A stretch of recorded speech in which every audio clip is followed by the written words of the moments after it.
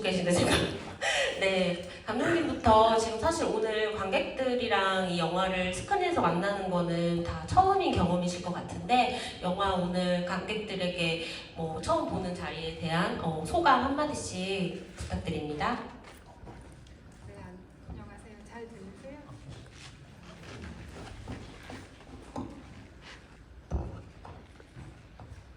네, 안녕하세요. 이렇게 영화제 오늘 11시 상영 어떻게 보면 아침 일찍인데 이렇게 많이 찾아주셔서 정말 감사드립니다. 저는 원래는 미술 쪽에서 좀 오래 활동을 했고요. 사실 이렇게 본격적인 영화제에서 상영을 하는 경험이 되게 낯설고 또 감독님이라는 호칭도 사실 되게 생소하고 좀 쑥스러운 그런 상황이에요. 그래서 네, 이렇게 극장에서 상영을 한 경험이 굉장히 저한테 새로운 경험이었고 너무 반갑다는 말씀 드리고 싶습니다. 그리고 네 느낌 있는 또 락을 이제 밴드다 보니까 이런 소리가 나네. 네, 느낌 있는 바위가 되는 법의 원유 감독님 말씀 부탁드립니다. 안녕하세요. 저 느낌 있는 바위가 되는 법에서 휘홍 역할과 연출 역할을 맡은 원유라고 합니다. 만나서 반갑습니다. 이 이야기는 어떻게 보면 좀 제 자전적인 이야기이기도 한데요. 저의 이제 어떻게 보면 좀 창피하기도 하고 어떻게 보면 되게 절실하고 소중했던 짝사랑의 이야기를 잘 봐주셔서 그리고 불러줘서 정말 감사합니다. 네, 그리고 배우님. 네, 안녕하세요. 느낌 있는 바위가 되는 법의 아이린 역을 맡았던 이성민이라고 합니다. 원래 저는 여기에 이제 GB에 안 나오는 거였었는데 갑자기 제가 갑자기 호명했나요? 네, 이러고 너무 당황해서 지금 이게 머릿속이 하얀 상황입니다. 네, 어쨌든 너무 잘 봐주셔서 감사드리고요. 감사합니다. 그리고 간발의 사토미의 박민정 감독님. 안녕하세요. 간발의 사토미의 연출을 맡은 감독 박민정이라고 합니다. 이렇게 의미 있는 공간에서 제 영화를 상영할 수 있어서 너무 영광이고요. 영화 보면서 좋은 기운 많이 받아가셨으면 좋겠습니다. 감사합니다. 네, 박민정 감독님께부터 질문을 드릴게요. 사실 주인공이 일본의 갸루상 맞을까요? 네, 주인공 사토미가 갸루인 이유가 있을까요? 특별한 이유는 없고요. 제가 영화를 기획하면서 캠코더나 조금 많은 어떻게 보면 조금 특이한 걸 가지고 가고 싶었는데 그런 부분들에 있어서 주인공이 조금 일본인이면 더 효과적일 것 같다는 생각을 했고요. 또 가장 중요하게 생각했던 게 영화 전반적으로 조금 나레이션이 계속 나오면 좋겠다라고 생각했는데 그 나레이션이 영어는 아니었으면 좋겠다라는 생각을 하면서 주인공이 일본인이라는 설정으로 간 것 같습니다. 그 영화 전반에 사실 우리 귀에도 굉장히 익숙한 일본 시티팝이 많이 깔리더라고요. 이 저작권도 그렇지만 약간 이렇게 일본의 인기 있는 유행곡, 좀 철이 지난 그런 곡들을 좀 적재적소에 선정하신 게 저는 또 굉장히 조금 이 영화의 톤을 많이 만들어줬다는 느낌이 들었어요. 네, 이 일본 노래들을 선정하신 기준이 있으실까요? 일단 가사를 좀 많이 봤고요. 오프닝에 깔리는 그런 레트로한 일본 노래 같은 경우는 제목이 Stay With Me인데 여자 주인공이 지영에게 하는 말이랑 너무 가사가 와닿더라고요. 자기 옆에 계속 있어달라고 하는. 그래서 가사가 너무 마음에 들어서 선택하게 됐습니다. 사실 그 노래방 자막이나 뭐 옛날 드라마의 어떤 촌스러운 연기 톤이 갑자기 나온다거나 뭐 그런 레트로 이미지를 많이 활용하셨는데 그렇게 영화를 레트로하게 찍으신 이유가 있을까요? 제가 생각했을 때 제가 사실 막 트렌디한 사람은 아닌 것 같고 엄청 트렌디해 계시네요. 지금 트렌드에 아주 중심에 계신 것 같은데. 네, 그런 건 아닌 것 같고요. 사실 제가 그런 이게 졸업 영화다 보니까 하고 싶은 걸 다 해야겠다라는 생각을 하면서 이제 시나리오를 썼는데 그러면서 생각났던 것들을 하나하나씩 하다 보니까 그렇게 나왔던 것 같아요. 원래도 좀 일본 문화에 관심이 있으세요? 영화를 찍으면서 조금 더 관심을 갖게 됐습니다. 그래요? 네. 좀 일본 문화에 굉장히 키치한 부분들이 많이 살려 있어서 어렸을 때부터 일본 문화에 영향을 좀 많이 받으신 감독님이 만드셨나라고 생각했거든요. 제가 일본인인 줄 아시는 분들도 있고 네네네. 그렇진 않습니다. 네. 사실 이 간발의 사토미도 어떤 꿈을 계속 포기하지 않기를 바라는 그런 응원이 담겨 있는데 느낌 있는 바위가 되는 것도 그렇거든요. 감독님께서 자전적인 이야기라고도 말씀해 주셨는데 이 음악을 그만두려고 하는 사람의 이야기를 찍어봐야겠다 생각하신 이유가 있을까요? 원희 감독님? 사실은 이제 음악을 굉장히 좋아하기도 하고 원래는 제가 락을 했던 건 아니고 그 대학교 다닐 때 원래 연기를 많이 하다가 보통 연기를 하면서 생계를 꾸리기가 어렵잖아요. 그래서 이제 광고 프로덕션 연출부로 아르바이트 일하다가 계속 이제 눌러 붙어서 10년 넘게 세월이 지났었어요. 그래서 그때 기억이 나면서 최근에 이제 1, 2년 사이에 저한테 좀 큰 일이 닥쳐서 원래 연기를 포기하고 있다가 다시 시작하게 된 계기가 생겼었거든요. 연기를 다시 시작하면서 이제 예전에 잊고 있었던 짝사랑을 다시 불러일으키는 느낌을 다시 가져와보자 그런 계획을 하고 있었는데 그 당시에 제가 머리가 되게 길었었어요. 머리를 한번 자르긴 해야 되는데 영화 찍는 겸 해서 자르면 좋지 않을까? 그래가지고 주변에 이제 친한 배우분들, 이제 머리가 긴 친구들 모아서 이제 같이 한 것도 있었고 거기 가희 역으로 나오는 정시를 배우가 이제 인디 밴드를 해요. 그래서 그 친구한테 이제 락커나 이제 음악가들에 대한 이야기를 많이 들은 것도 있었고 그게 좋은 소재인 것 같아서 그렇게 진행하게 됐습니다. 근데 이 밴드 멤버들이 다 열심히 안 하잖아요. 이게 사실 꿈을 향해서 다 열심히 달려가는 사람들이 이야기가 아니고 뭔가 다 무지해져 있고 연습도 안 해오고 밴드 중요한 전날에 막 이상한 거 하나 손 다쳐서 오고 그런 사람들의 이야기를 다루신 이유도 좀 궁금해요. 그게 이제 휘용 입장에서는 음악을 정말 사랑하잖아요. 하지만 일단 어쩔 수 없이 그만두게 되는데 아이러니하게 휘용이 제일 못해요. 근데 나머지 사람들은 진짜 막 제대로 안 하고 핑계 대면서 게으름도 피우고 하는데 잘한단 말이죠.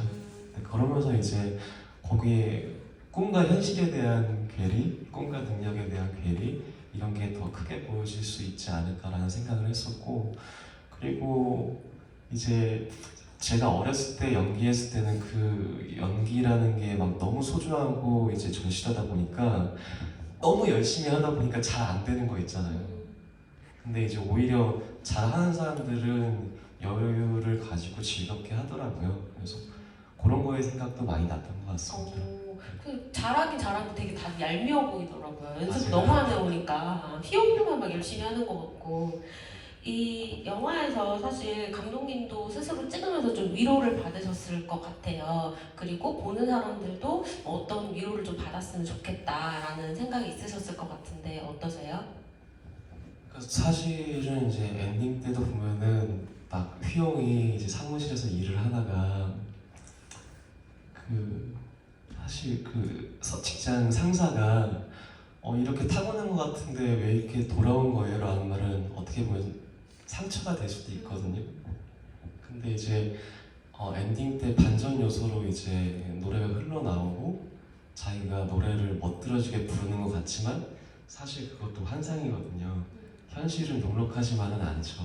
근데 이제 우리가 누군가를 사랑하거나 아니면 나의 꿈을 짝사랑했을 때의 기억은 때때로 생각해보면은 참 부끄럽기도 하거든요. 근데 생각해보면 참 그게 아름다운 것 같아요. 그래서 우리가 어떻게 보면은 하나하나에 다 돌멩이고 도시에 깔려있는 아스팔트 중에 하나일지 몰라도 각자의 짝사랑과 그런 꿈에 대한 느낌을 가진 바위가 됐으면 좋겠다는 생각으로 제작을 하게 됐습니다. 네. 이성민 배우님 오늘 응원하러 오셨다가 얼떨결에 끌려 나오셨는데 네. 이 영화 찍으면서 이제 감독님이랑 같이 좀 소통도 하셨을 것 같은데 현장에서 어떠셨어요? 좀 인상적이었던 순간이 있나요? 현장에서 네, 감독님 뭐 아 진짜 열심히 하시는구나 이렇게 느꼈던 장면이 기억에 남는다던가. 제가 이제 그 감독님하고 작년에도 제천을 왔었거든요. 어, 다른 작품으로. 네. 그때도 그때부터 계속 느낀 건데 정말 열정적이고, 그리고 또 이번 현장에서는 감독님의 다 이렇게 지인분들 그렇게 같이 형님들하고 같이 작업을 하다 보니까 아무래도 서로 더 알고 이러다 보니까 케미 같은 것들도 호흡도 정말 더 이렇게 일어나고, 그리고 다들 정말 열심히, 물론 그 영화에서는 열심히 안 하지만 현장에서는 진짜 열심히 이렇게 준비를 해와서 많이 했던 모습들이 계속 떠오르고 그렇습니다. 이 영화에 개그 코드가 좀 있잖아요. 그 애드립도 있었나요? 네, 애드립을 너무 많이들 준비를 해오셔서 다들 그거 맞추느라 형도 이제 좀 어느 정도까지 가면 말리고 이렇게 감독님이 또 적당히 좀 해야 돼. 다 애드립으로 네. 많이 하셨군요. 많이. 근데 또 정해져 있는 대본 안에서 또 준비를. 정말 약간 화기애애한 현장이었나 봐요. 네, 너무 즐거웠습니다. 너무 네. 즐거웠습니다. 네. 그런 즐거움 영화에도 잘 묻어 있었던 것 같아요. 네. 네. 밝은 소리 A 김영훈 감독님께 여쭤보고 싶은 건요. 그 사실 영화가 굉장히 실험적이에요. 감독님이 이제 미술 전공하셨고 이제 아마 감독님이라기보다 작가님이라는 호칭을 평소에 많이 들으셨을 것 같아요. 이 피아노가 한국에 들어오는 과정을 좀 따라가는 장면을 찍어야겠다 이런 아이디어는 어떻게 시작이 됐을까요? 작업을 처음 구상할 때는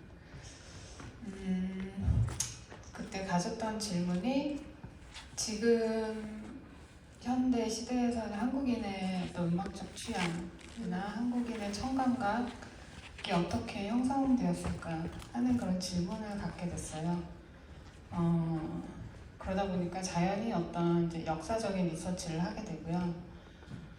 그리고 이제 근대화 시기에 어떻게 보면 이렇게 한국인의 근대화에 대한 열망을 이렇게 대표하는 그 사물로서 이제 피아노가 찾아지게 되었고요. 그래서 피아노가 그렇다면은 한국에 최초로 들어온 순간이 기록으로 남아 있을까? 를 또 쫓아가다 보니 기록으로 남아있는 것들이 있었고요.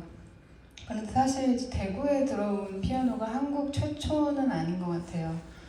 그 전에 이미 어디에 서울의 배재학당이라는 곳에서 피아노가 이미 1890년대에 연주됐다는 기록은 남아있는데 그냥 굉장히 짧게 그냥 한두 문장이었고, 그런데 대구에 들어온 피아노는 자료가 되게 많이 남아있었어요. 그래서 좀 상대적으로 이렇게 재현을 하기가 좀 용이한 상태여서 대구에 들어온 피아노를 소재로 삼게 되었고, 그리고 사실 피아노라는 악기가 들어온 사건이 그냥 이렇게 소리 내는 사물이 한국에 들어온 게 아니라 사실 그 시대에 그 소리를 둘러싼 서구에서 소리를 둘러싼 그 모든 담론을 다 싣고 들어온 그런 사건이라고 생각을 했거든요.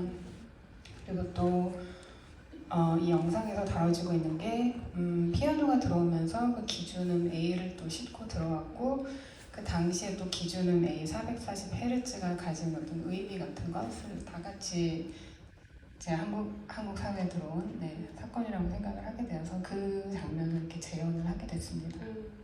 이제 감독님께서도 아까 말씀하셨지만 미술을 공부하셨고 또 음악원을 거쳐서 지금 이제 필름과 디지털을 공부하시는 걸로 알고 있는데, 그 영화 속에서 어떤 미술적으로 혹은 이미지적으로 이 장면에서 좀 출발했다라고 생각할 수 있는 인상적인 장면이 있을까요? 감독님께 좀 중요했던 이미지가, 저는 산길을 이렇게 막 피아노가 오르고 다 해체되고 그런 장면도 좀 굉장히 재밌었거든요. 네, 사실 이 피아노 옮기는 과정에 대한 자료들이 이렇게 편지의 형태로도 남아 있고요. 그 드로잉도 있고 사진도 있어요. 네, 그런데 그 드로잉이 원래 이 피아노의 주인은요, 당시 대구에서 일하던 어떤 선교사의 아내분이었어요. 그런데 피아노를 이제 샌프란시스코에서 배로 이렇게 실어와서 대구의 사문진 나부터라는 곳에 도착해서 거기부터 또 대구의 종로라는 곳까지 3, 4일에 걸쳐서 이렇게 끌어왔다는 기록이 있거든요. 그런데 그때 이제 피아노 박스를 제작해야 되니까 그 피아노 박스를 그 피아노 주인 되시는 그 아내분께서 어떻게 했으면 좋겠다 이렇게 그린 드로잉이 남아 있어요. 그래서 그 드로잉에 가깝게 이제 만들어 보려고 했어요. 네. 이 라음으로 출발하신 이유가 있을까요? 네, 그게 이제 A음 기준음이잖아요. 그것이 이제 현대의 뭐 팝음악이나 아니면 뭐 고전음악, 그러니까 지금 한국에서 좀 지배적인 음악들, 뭐 유럽의 고전음악이라든가 대중음악을 연주할 때 쓰이는 여러 악기들을 조율할 때 기준음이잖아요. 네. 그래서 어떤 소리의 기준으로서 딱 자리 잡히게 된 그런 과정을 대표하는 소리라고 생각을 해서요. A음을 사용했습니다. 뭐 제천국제 영화제를 노리고 만든 영화가 아닐까 싶을 정도로 너무나 저희 영화제랑 잘 맞는 영화였던 것 같아요. 네. 저희 뭐 이제 관객분들 질문을 좀 받아볼까 하는데요. 네, 감독님들 그리고 영화를 보면서 좀 궁금했었던 것들이 있으실 것 같아요. 네, 질문 있으신 분 손 들고 네 질문해 주시면 저희가 네네. 밝은 소리 비주얼이 첫 장면부터 충격적으로 보여졌는데 촬영하실 때 피아노가 안에 들어 있었나요? 어떤 스타일의 연출이신지 궁금해가지고. 네, 사실 이렇게 답해드리기 싫은 질문인데요. 촬영할 때는요, 그러니까 실제 산에 이렇게 올라가서 이렇게 끌었어요. 그래서 촬영할 때 당시에는 피아노가 들어있지 않았어요. 그 속에요. 그러니까 야외 촬영할 때는요, 너무 고생스럽기 때문에요. 그런데 너무 치고 싶으셨죠? 그렇긴 했죠. 예. 근데 이제 여러 가지 상황상 그럴 수가 없는 상황이죠. 그리고 또 이 화면 안에 사람이 전혀 등장하지 않잖아요. 그래서 프레임 밖에서 끌어야 되기 때문에 예, 피아노가 안에 있는 상태에서 도저히 끌 수가 없는 상태여서요. 야외 촬영할 때는 그 속에 피아노가 들어있지 않고 나중에 실내 촬영할 때 넣는 걸로 했습니다. 네, 중요한 질문을 해주신 것 같아요. 저도 궁금했었거든요, 보면서. 네, 또 질문 있으실까요? 네.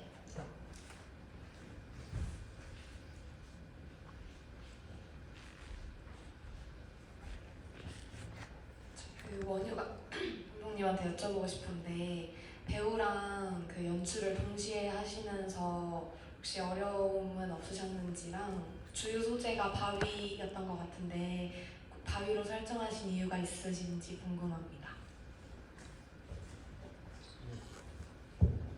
연출을 하면서 연기를 하는 건 정말 어려운 것 같아요. 되게 그 상상을 해보면 카메라가 앞에 세팅이 돼 있고 배우들한테 이렇게 연기를 하는데 카메라 오케이 하면서 내가 나와서 연기를 하면 그 순간에 되게 민망하거든요. 항상 그런 부분에 대한 어려움이 있는 것 같은데 제가 연기를 다시 시작하고 이제 마음 먹고 연기를 한 편이 몇 개 되는 것 같아요. 근데 조금씩 적응은 돼가는 것 같습니다. 그래서 민망하지만 점점 적응해 나가면서 이제 재밌게 하고 있고요. 그 바위 같은 경우에는 이제 저는 제가 제 사는 동네에 공사를 그렇게 많이 해요. 공사를 많이 하면서 그 아스팔트 공사를 그렇게 많이 하더라고요. 근데 이제 제가 정확히 알고 있는지 모르겠는데 아스팔트도 이제 돌멩이들의 조합이라고 생각을 했거든요. 돌멩이들을 보면서 제가 사는 데가 강남구청인데 강남구청에 사람들이 되게 많거든요. 그래서 아스팔트들이랑 그 돌멩이들의 집합이 어떻게 보면은 우리네들의 모습이 아닐까라는 생각을 했었어요. 그러면서 이제 아스팔트 돌멩이와 그냥 실제 있는 돌멩이는 크게 다르지 않지 않을까. 다른 게 있다면은 어떤 느낌과 추억을 가지고 있는 게 다르지 않을까? 그런 생각으로 출발을 해서 돌이라는 소재도 넣고 또 락커니까 그래서 바위가 들어가게 되었습니다. 네. 또 네.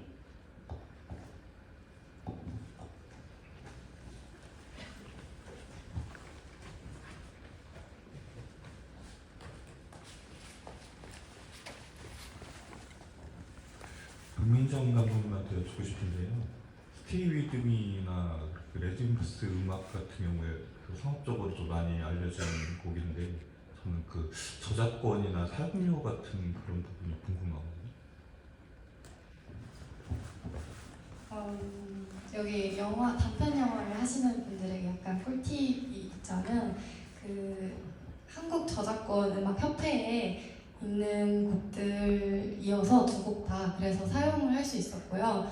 또 상업적인 이용을 제외하고 예술적인 목적의 단편 영화 같은 경우에는 크게 저작권료가 크지 않아서 괜찮았습니다. 그리고 금액에 대해서 살짝 얘기를 해드리자면 1분 이상으로 가면은 조금 더 비싸고 1분 이하로 가면 이제 조금 저렴해요. 그래서 스테이 윈미 같은 경우에는 조금 더 냈고 그 이후에 레드 임프스 곡은 조금 저렴하게 사용할 수 있었습니다. 사실 유튜브 같은 데서도 음악 저작권 때문에 그거를 사용하지 않으려고 막 중요한 노래여도 그냥 허밍으로 하고 넘어갈 때도 많잖아요. 근데 영화에서 그 음악들이 너무 자주 나와서 저도 약간 궁금했던 부분이긴 하거든요. 네. 그 영화 안에서 또 트로트 곡이 있잖아요. 그거는 작사, 작곡을 따로. 트로트 같은 경우에는 제가 영화를 기획하면서부터 무조건 해야겠다라고 생각을 해서 촬영하기 전부터 일단 작곡을 미리 맡겨놓은 상태였고요. 그리고 영화 주제랑 맞게 가사가 나왔으면 좋겠다고 생각해서 작사를 제가 하기로 했습니다. 가장 중요하다고 생각했었던 가사가 어떤 가사였어요? 넌 내 인생의 직사광선? 아, 반짝반짝 이런 게 네. 아니군요. 네. 제 나름의 약간 킬링 포인트였어요. 직사광선. 직사광선 맞으면 안 좋지 않나요?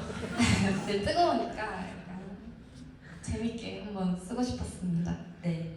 또 질문 있으실까요? 아, 네. 네. 밝은 소리 되게 잘 봐서 그 김영원 감독님께 혹시 그 영화나 이런 차기작이나 다른 또 이후 계획에 대해서 좀 듣고 싶습니다. 네. 사실 이 작업이 제가 작년에 이제 어떤 전시를 통해서 발표를 한 4개의 영상 작업이 있는데 그 중에 하나예요. 그런데 그 4개의 영상 작업이 어떻게 보면 전부 그러니까 한국의 어떤 서구의 청감각, 서구의 음악적 기준이 들어오게 된 계기를 다루고 있는 4개의 다른 영상 작업인데 그런 작업을 하다 보니까 전통음악에 굉장히 관심을 갖게 되더라고요. 너무나 자연스럽게. 그래서 아마 다음 작업은 한국의 전통음악에 대한 작업이 될 것 같고요. 그리고 또 만들다 보니까 영상 작업을 하다 보니까 또 조금 욕심이 생겨서 좀 더 길게 만들고 싶다 이런 생각도 들더라고요. 그래서 근데 제가 전통 음악에 대해 관심은 있지만 잘 모르기 때문에 일단 전통음악가 분들을 만나서 인터뷰를 많이 해야 하고 그러다 보니까 좀 다큐멘터리 형식의 전통음악에 대한 작업이 되지 않을까 싶습니다.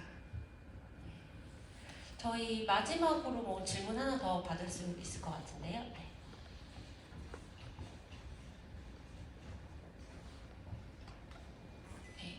너무 잘 봤습니다. 원효 감독님 팬이고요.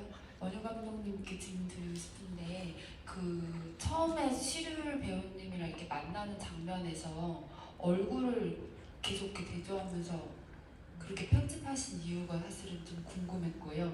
그리고 그 느낌 있는 바위에 대한 아스팔트 해석에 대한 거는 너무 인상 깊었습니다. 그리고 그 간발의 사투미 감독님께도 질문 하나 더 드리고 싶은데요. 마지막 장면에 그 장소가 되게 좀 인상 깊었어요. 트렁크 끌고 가는 거기 옛날에 그 엽기적인 그녀 막 그 장소랑 좀 비슷한 것 같아가지고 거기 어딘지 좀 궁금합니다.